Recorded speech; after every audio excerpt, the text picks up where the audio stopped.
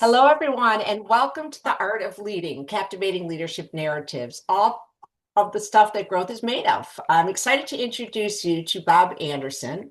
Bob is a co-founder of Leading Challenges and a dynamic facilitator, a performance coach, and international keynote speaker focused on building emotional intelligent individuals and organizations. I had the pleasure of participating in Bob's workshop last month with my CEO Peer Advisory Board, and I'm really excited for all of you to hear some great insights from Bob today around emotional intelligence and leadership. So, hi, Bob. Welcome. Margaret, thanks for having me back. Wonderful to be in your presence, albeit from a couple hundred miles away. And I love that you're calling in from your home in Stowe. So, in my beautiful state of Vermont, I love that. Your office awaits. Yeah. Oh, thank you for that. Be careful. Be careful when you offer that. So good. So Bob, what I'd love to do is really just jump in, and you've Please. had so many diverse experiences. I know you are a combat veteran, and thank you Hmm. for your service. You're a Very welcome. master parachutist, which the thought of doing that just makes me anxious. A Thank- former high school principal, an endurance athlete, a faculty uh, member at GE, and as well as a father of two. And I'd love to really start with sharing what it means from your perspective of emotional intelligence and that it drives performance. What does that look like? Yeah, thank you, Margaret, for the question. And I'll go a simple answer, and then we can extend or expound upon it as need be. As I always think about being emotionally intelligent, I think of Shakespeare, right? To thine own self be true. This above all else. And so it's what I think and say about myself, which is the skill of self regard. So we look at skills around self perception. And then I think of a self awareness, as Socrates would have said, the first step to wisdom being self knowledge, know thyself. And then if I think about, like you and I were talking about earlier, the ability to establish and maintain mutually benefiting relationships that are defined by trust and compassion, like the old solid friends you have that will be there to celebrate with you and to mourn with you if need be. And then I think about things that are sometimes in paradox, our ability to say what can be or optimism, and then having to look back at the objective data that says, am I able to, or am I not able to be that or do that or have that? And then also, I think of when we just think of emotional intelligence, I think of things like my ability to tell people what I feel, think, and need. And then reciprocity or in paradox, be able to inquire about what other people feel, think, and need. So that's just the kind of early afternoon cuff on emotional intelligence. So, when you look at some of these things, excuse me, and you take these one off, they seem kind of intuitive and easy, but obviously they're not, because if they were, then the Right. I world would would never be a try. better place, right? There'd be better Yes. leaders and all of that. So Right.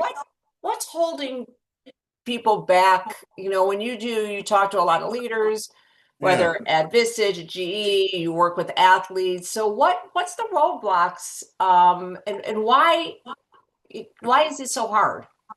Yeah. It's hard for a myriad of reasons, right? It's the human dynamic, and the term that I'll put out there is called pressures and demands, right? The pressures and demands of our life, the fiscal, physical, emotional, social pressures and demands that we all experience, all of which are different, right? Everyone is a unique, special human being, and therefore we all have unique pressures and demands. And so one of the first things I think about, and often it's fascinating people that, Margaret, if you and I and your listeners and followers were to look at them or read their bios, you think, oh, this person's all that in a bag of chips. This person's must have her stuff together. Oh, this person's amazing. Well, what often starts is our self-limiting beliefs. And you've heard that in your study of positive psychology and other points of psychology. It's like what we think and say about ourselves often limits what we think and say and feel, if you will, about others, right? It's that mirror image of ourselves.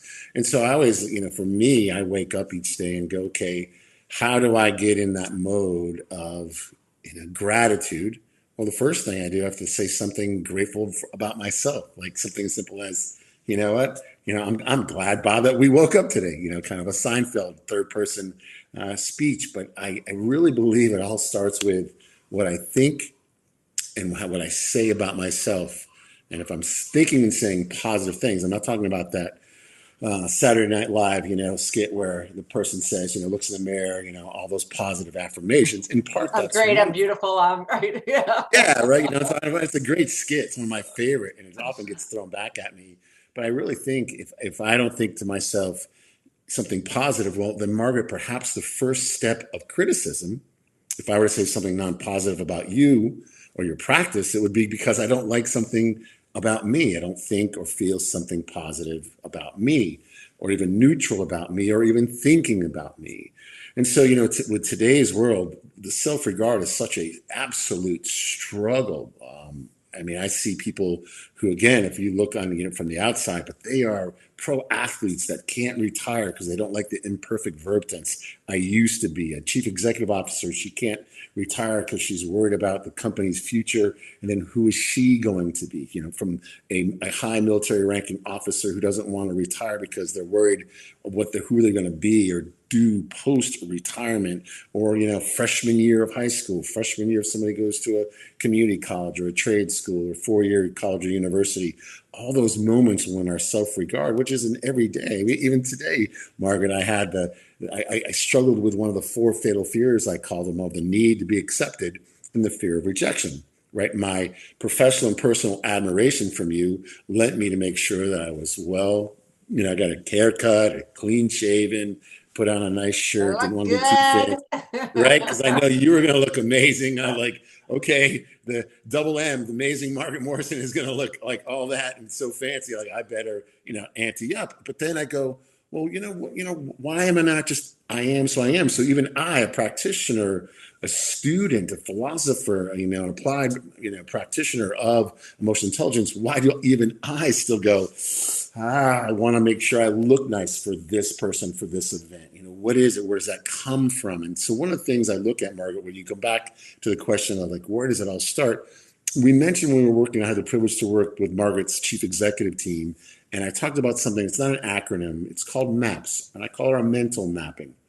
And so, in other words, I'm 63 years young. I've grown up here. I've raised in this time frame, listened to this music, celebrate this faith, spent time with these people, lived here, studied this, all those things that make us the beautiful me and also the beautiful you.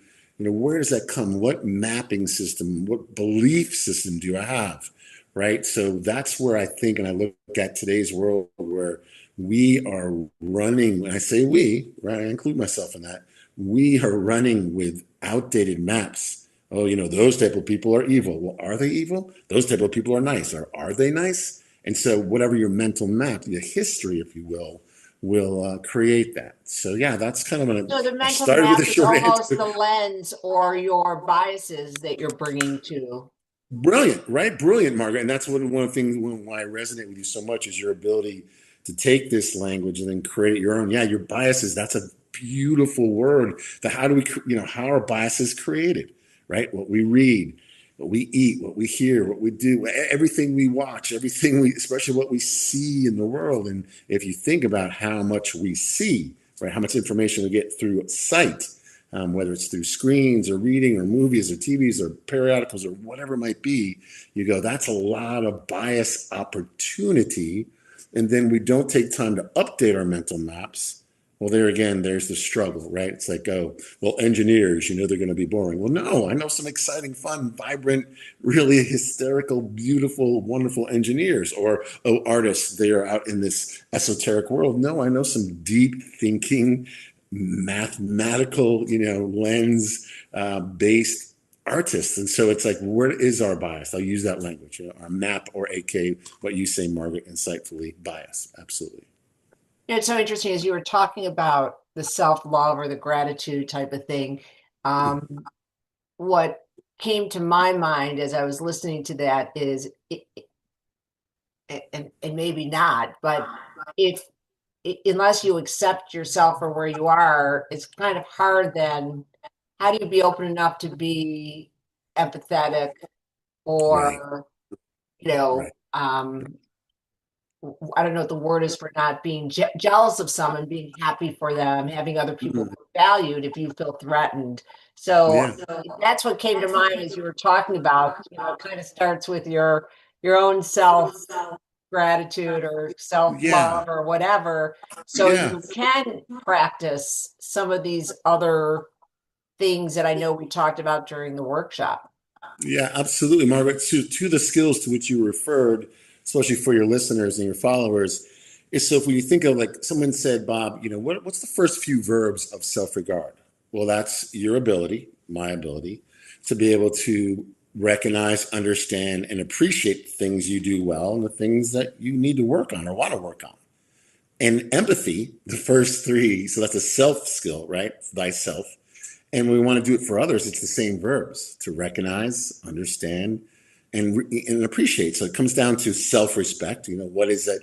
I often ask leaders this of any type of any organization. What's something you respect about yourself as a leader? Something specific. And then if you do that, okay, what is something you respect about your employees or the people that you have the privilege to lead, as I say, lead, love, and serve? And so I call it self-empathy. If we're going to wake up in the morning and say, okay, what's something I respect about myself? I mean, it's kind of hokey, right? But imagine an entire culture, a family, right? A family of four, the Anderson family here in beautiful Vermont, or your beautiful family to go, okay, what's something I respect about myself? And everybody says that. And then, okay, I'm curious, what's something you need from me to help you respect yourself more? Right? It's like, oh, you didn't Yeah. really, you see that in me, you find that valuable in me, you appreciate that in me, you recognize that in me, you publicly recognize that in me. So those two skills, imagine a culture, a work culture, a community culture, school culture, political culture, any culture that says, hey, here's what I respect about myself, and I'm curious what I respect about you because here's what I respect about you or value, as I say, value about you. So, yeah, absolutely. Those are, my dad was a really simple man. God bless him. It's actually the anniversary of his passing some 12 years ago. And I always celebrate that because I learned a lot of things, what to do and not to do. And one of the beautiful things my dad said when I went in the military, he's like, Bobby, I said, yeah, Daddy, would you like to receive letters while you're, away or deployed? I said, yeah, Dad, of course. He goes, well, what do you need to do first? And I'm 22 years young, second lieutenant, United States Army.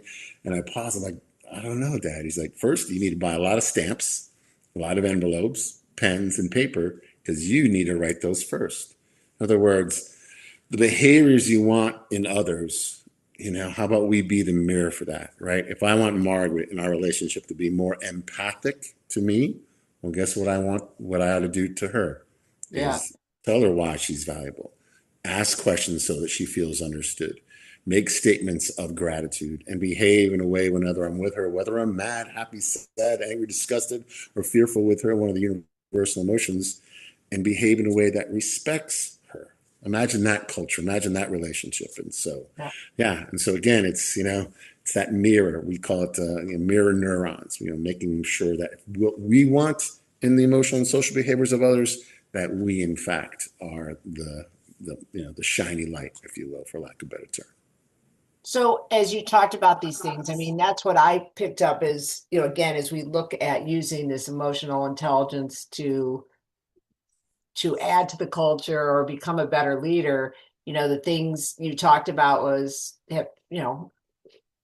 have people around you feel valued, right? You talked about get them recognized, understood, appreciated. You talked about that recognition drives performance. How do Mhm. you um, recognize what you're seeing so people feel heard? Probably similar to the first one.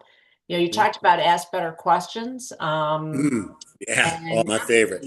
yeah, so would love to, dig a little deeper in the ask better questions. Yeah.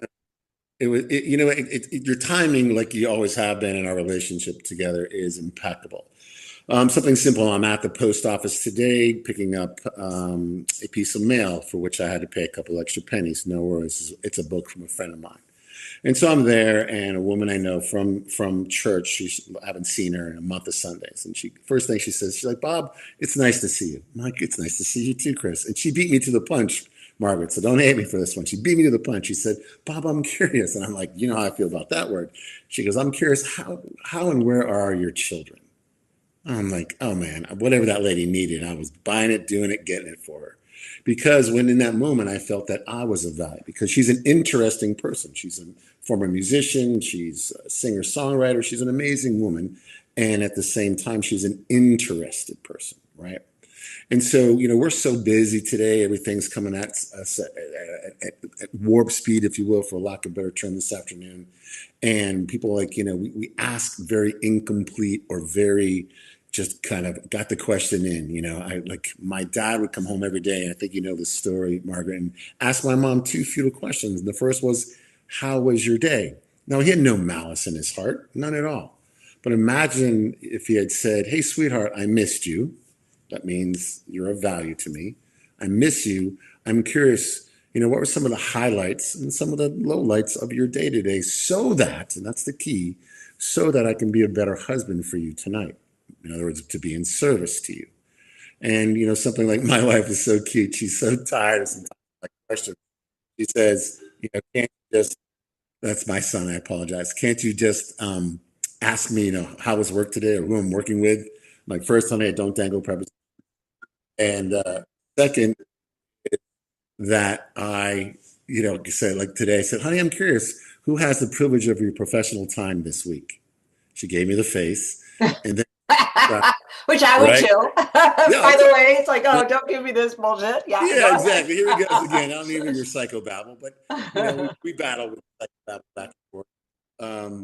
So I've got this wonderful son who's trying to call in while I'm on a podcast, but that's okay. He didn't see Daddy's schedule, but I'll call him right back when we're done. But she gets, I think, just that better question. Like with him, if I were to answer that call, Margaret, I would say, hey, Camden, it's Dad. Thank you for trusting me with this call.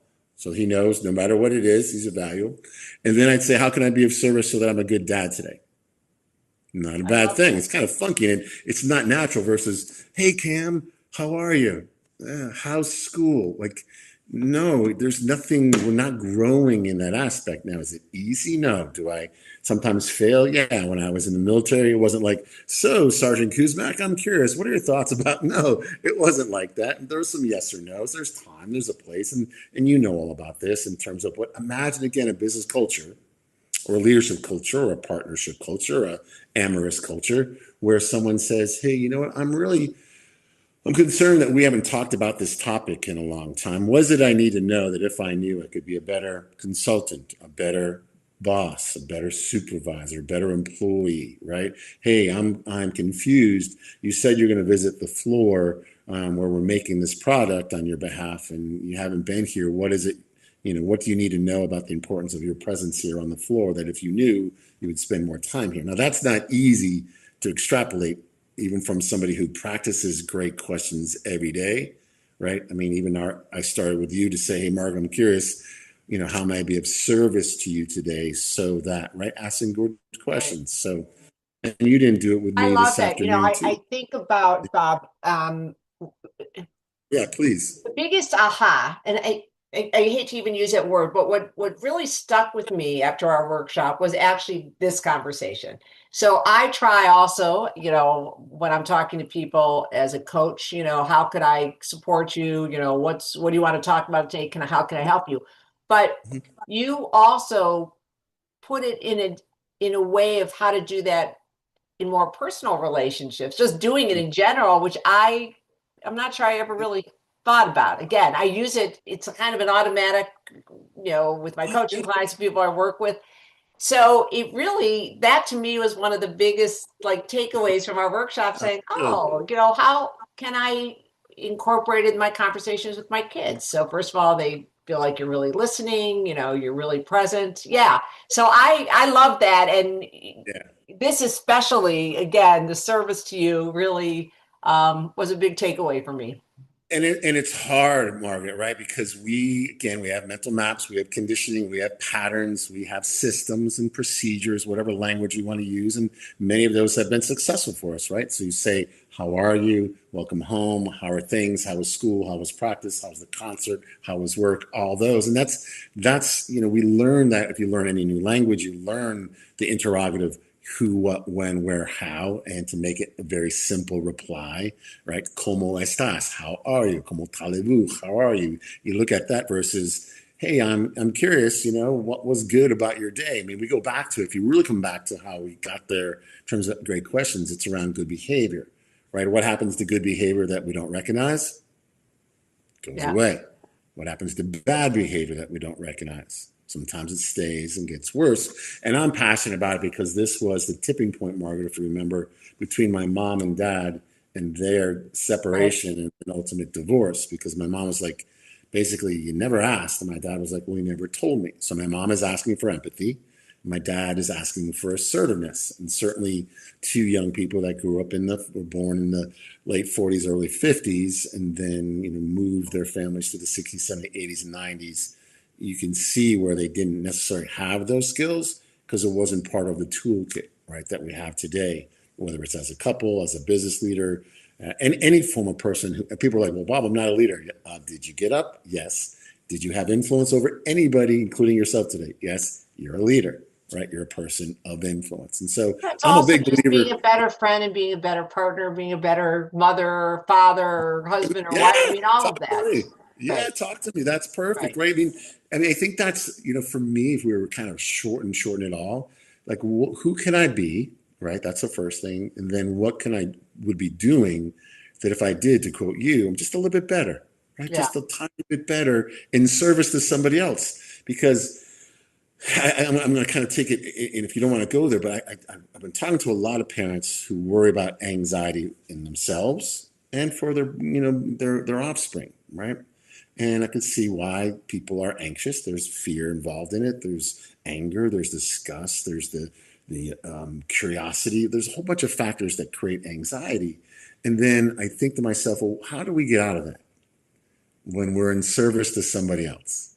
So simply me asking, Margaret, I'm curious, what do you need from me on this call that if I did, it would be a great call for you, for your listeners, and for your followers. You're Well, getting out of your own head. You're, yes, ma'am. Yeah, absolutely. yeah. Yeah, there it is. Yeah, you know what? Again, the beauty of you taking it, tightening it up, and pushing it out in a real simple get out of your own head. It's a brilliant thing. And is that easy? No, Yeah. I can't do it. Physically, I can't do it. But to be able to emotionally and socially get out of your head, that's a beautiful thing. Yeah. I love that. Yes, ma'am. So changing topics or not topics, but switching it a little bit. So I know we all, you know, completed this assessment. Would love to talk a little bit about what this Yeah, assessment is. And then we please. talked about what the big five EQ skills are. Would love for you to kind of give a high level of, the assessment you use, why you use it, and then, what are those big five Yeah, EQ perfect. skills? Perfect. You're amazing. What a great facilitator you are. Margaret, the big five, I'll answer second. So the appraisal that we use one of two appraisals. And we are fans of all appraisals, no matter how they come to you, because if you take a moment, stop, and kind of just check in, look, again, that's self-awareness 101. Anytime I take, whether it's Myers-Briggs, the DISC, Strength Finders, PI, whatever it is, all good. What we wanted to do is to make sure that the ones we use are scientifically validated, yeah, ones that the American Psychological Association and other countries' associations of psychology deem appropriate in a professional clinical setting. So we use what is called the Multi Health Systems, which is an organization based in Toronto, Canada. We use what is called the Emotional Quotient Inventory 2.0. The original work is by an Israeli psychotherapist by the name of Dr. Reuven Bar-On, who for decades had what's called the Bar-On EQI, Emotional Quotient Inventory. Then he retired. His appraisal was purchased by Multi Health Systems, which, by the way, is the world's largest purveyor and host, if you will, of scientifically validated assessments. So they're really wonderful people and great business partners for some 25 plus years with us. And so we use that one. And then when you take it, so you take 100, you look at 132 statements, right? No questions, statements. It's a read and respond. And at the end, we give you your information. And we use the same results, Margaret, as IQ. In other words, if I stand here this afternoon with an IQ of 100, that means in any academic setting, an IQ, that means in any academic setting, I possibly can function. There's a chance that I can participate, engage, learn from it, add to the situation. Now we go about there's 15 skills, But as you remember correctly, there are five big composites or realms, however you want to call it. And those are self-perception, the skills that we look at, self-regard, emotional self-awareness, right? Some of those things. And then self-expression, how we express ourselves, independence, emotional self assertiveness and expression, body language, that good old stuff. And then one of my favorites is the interpersonal realm, where we have that skill of interpersonal relationships, things like having great friends from grammar school and high school that are there when you have a beautiful celebration of a family event, family, tipping point, line of demarcation. And they come from all over the world because you've established and maintained that mutually benefiting relationship. And when they're with you, they are asserting themselves. That's good. But at the same time, they're asking what you need, how you feel, what it's like for you. That's empathy. And then certainly the skill that we look at all over the world called social responsibility, doing what we believe is the right thing for the right time, for the right people, right? Being a cooperative, constructive, and contributing member of one's social groups or society, for lack of a better term. And then we look at the skills that we use when we have to make decisions when, not your analytical skills, when emotions are present, reality testing, and things like that, impulse control, the ability to delay or resist the temptation to act or say. And then one of my favorites is stress management skills like optimism, which you know how I feel about optimism, right? It's like, but that is balanced by a skill, thank goodness. And so we look at flexibility and what are we doing positively to, in fact, reduce stress. And as we, if you talk to any cardiologist or any dermatologist, any doctor, if you will, and you talk about, I'm going to be reducing my stress, and here are the ways, she will say or he will say, woohoo, good on you, well done, go for it. So the big five, we look at that, and then there's three sub skills underneath, and we, it's all, the algorithm comes out and it'll give us a report on where now you see yourself as it relates again to that 100 being functioning, and then either side of it. And how do we explore that? And so let's just say it's this year, it's you and I, you're getting ready for, let's say, a family event called a wedding. Maybe we're having one of those, Mhm.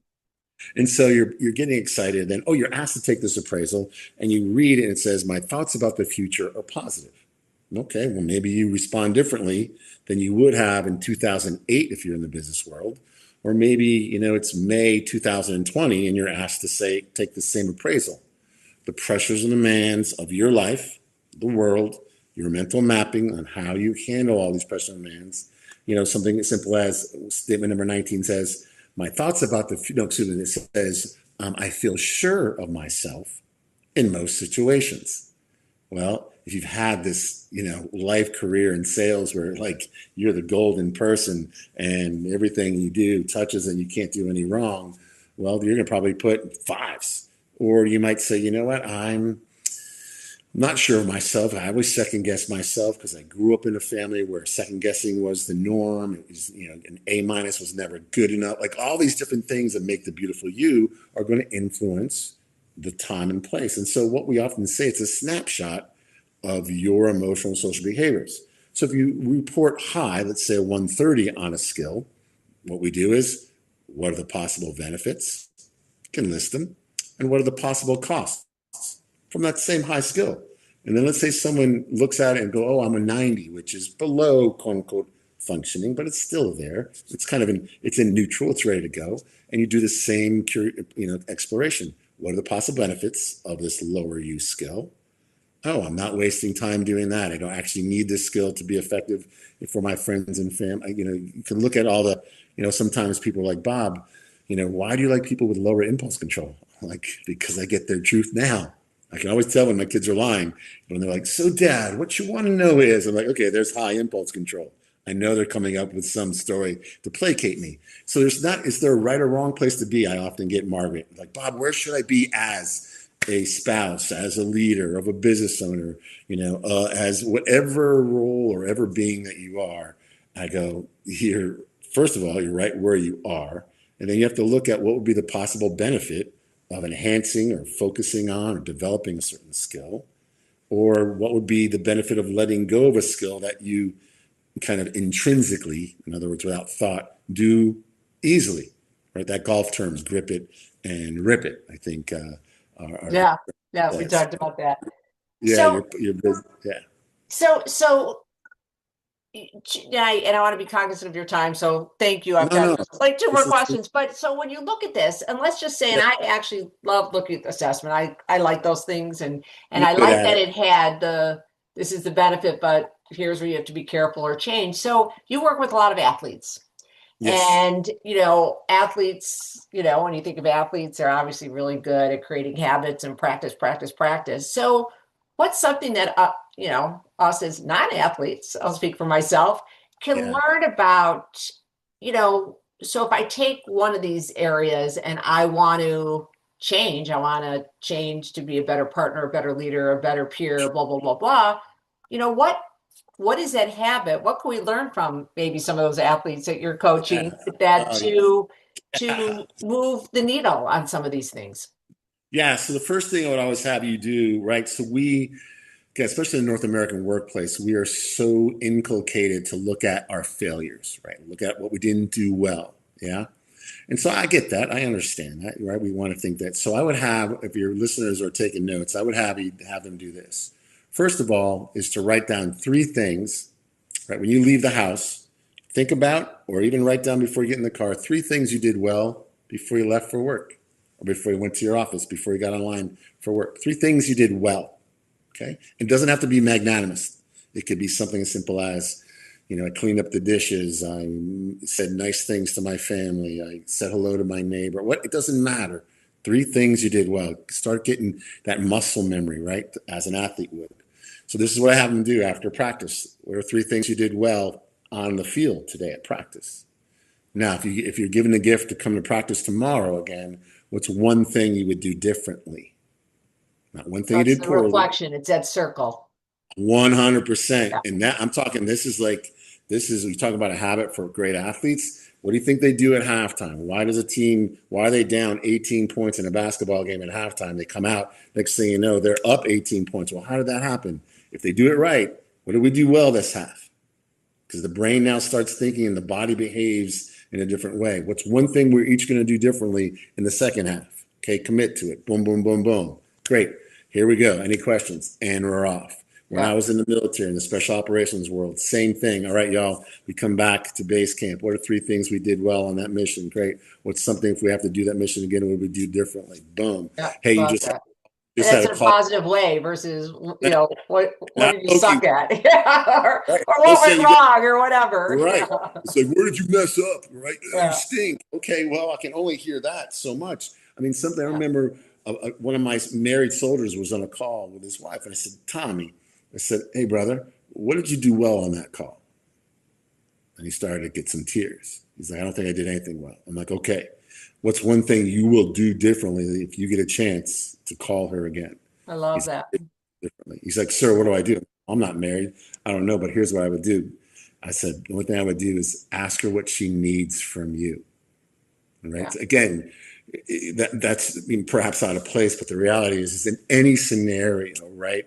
The famous singer songwriter, he was the lead man for the band Police. And then, if anybody's ever had a chance to be in person and watch this artist by the name of Sting, that's what he does after every time. He goes, okay, what did I do well for the audience today, for my people? And if I get to play tomorrow, what's one thing I would do differently? It could be he would play more 12 string, he would sing in Spanish more, Portuguese more, or less, or whatever.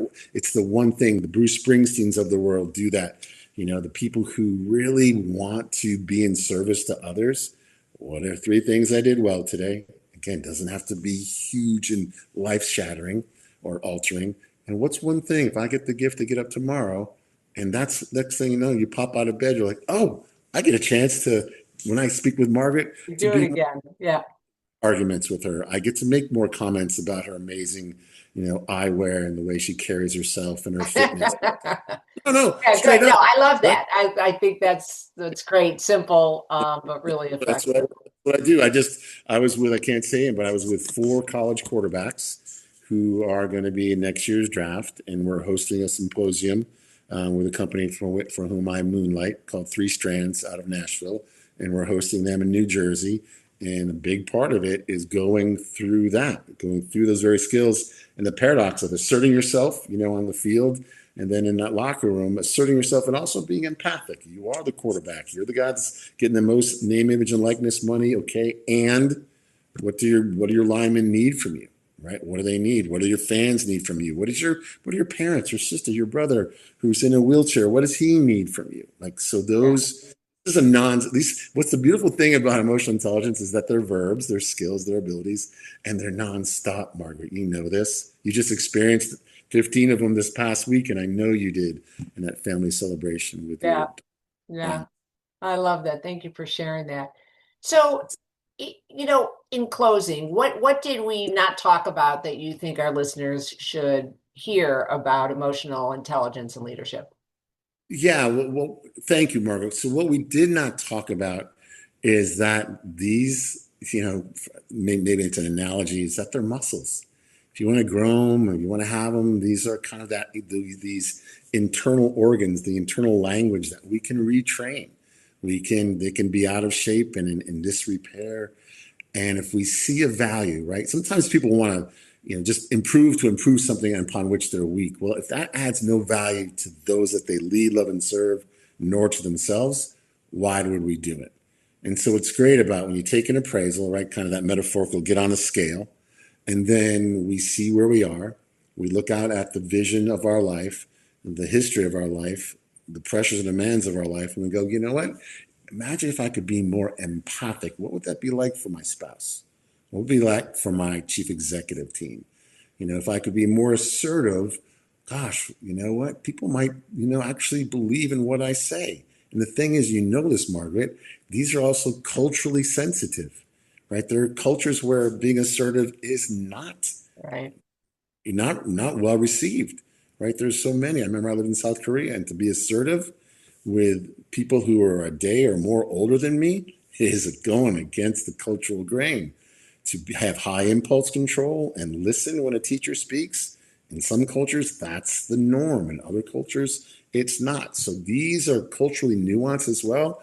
Sometimes I train these when people go overseas, especially to a culture that might be 180 from where they're coming, right? Could be my cousins in Sweden going to the Middle East. What do they need to know about the Middle East and the emotional intelligence skills that if they knew, they could have a great experience, right? So, Yeah, great. Well, thank you for that. So, Bob, if yeah, someone wanted to please. get in touch with you, so besides doing, working at GE in terms of facilitating workshops or at Vistage, what do you do, and how could someone get in touch with you if they wanted to inquire about working with you? Yeah, Margaret, if you feel comfortable, please, you can put out my contact information. It could be great at oneherosports.com or 802-279-0361. Contact Margaret if you're interested. A couple of ways I serve clients, teams, organizations. I'll backwards plan success. Often I get invited to speak for 60, 92 hours to a business unit, to a community. I mean, I spoke to an entire community after a tragedy, an entire school community out in Colorado, and other places. Sometimes I get brought in to speak at, academies or nation's military academies. I get brought in to speak to CEO conferences like the ones you lead and host, Margaret. Those are, about 20 people, usually max. And then because of that, somebody will say, I'm that guy, Bob. I would like to inculcate those abilities into my organization. So do a diagnostic, the assessment, and then we ask them, right, what kind of services do you want? Like what behaviors in a perfect world? What is your sales team, your team on the floor, your operational team, your customer service team? Which skills do you want that if, I always say this, create the company that if created would put others in second place, meaning what are the behaviors? And so we ask that.